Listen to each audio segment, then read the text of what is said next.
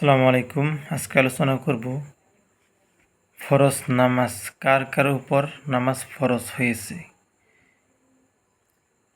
Actually যারা নাকি সুজ্ঞান একদম বয়স্ক তাদের উপর নামাজ ফরজ হয়েছে, নর এবং নারী সবার উপর নামাজ ফরজ। কিন্তু তারপরে যারা কাফির পাগল, যারা নাকি বয়স হয় নাই তাদের উপর নামাজ ফরজ নয়। তারপরে যখন আপনার সন্তান 7 বছর বয়স হবে তখন আপনার সন্তানকে সবসময় নামাজের জন্য আহ্বান করবেন, নামাজের জন্য বলবেন, নামাজের তাগিদ দিবেন।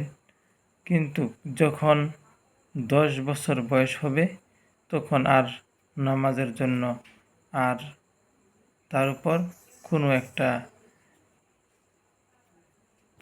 ছাড় দেওয়া হবে না।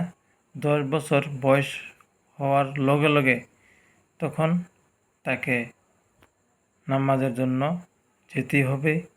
মুসলমান যদি নামাজ পড়তে হবে, তারপরে যখন না পড়বে তখন 10 বছর বয়স থেকেই শাস্তিমূলক কিছু শাস্তি দিবে, যাতে করে আপনার ভয় দেখাবেন, ভয় দেখার কারণে যাতে নামাজ পড়ে।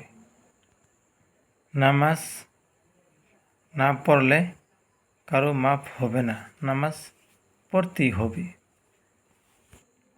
শুধুমাত্র মাফ আছে মেয়ে লোকের জন্য, হায়াস নাফাসের সময় মেয়ে লোকের এই টাইমে আল্লাহ পাক মাফ করে দিয়েছেন। তারপরে থেকে আবারই নর এবং নারীকে সুন্দরভাবে, যারা সুস্থ আছে পাগল নয় তাদেরকে কোনো নামাজ মাফ নেই। শুধুমাত্র মেয়ে লোকের ক্ষেত্রে অল্প সময় আল্লাহ পাক ছাড় দিয়েছেন, তারপরে কাউকে ছাড়বেন না নামাজ না পড়লে। আমাদের সমাজের মাঝে কত লোক আছে বয়স 40 হয়ে গেছে, 50, তারপরেও নামাজের ধার ধারে না।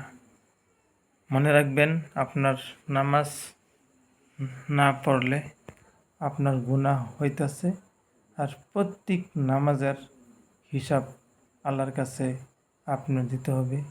গতিকে চলেন আমরা সবাই যাতে নামাজ মিস না করি, নামাজকে আমরা কাজ মনে করি, আমাদের ডিউটি মনে করি।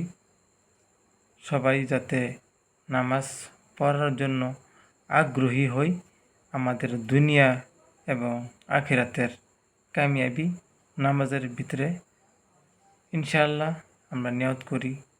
নামাজ না পড়লে গুনাহ হবে। আপনাদের সবাই যেন আল্লাহকে ভয় পাই, আল্লাহর নবী হযরত মুহাম্মদ মুস্তাফা সাল্লাল্লাহু আলাইহি ওয়াসাল্লামের তরিকা অনুযায়ী আমরা সবাই চলার জন্য আল্লাহ পাক যেন আমাদেরকে সহায় করে। আমিন।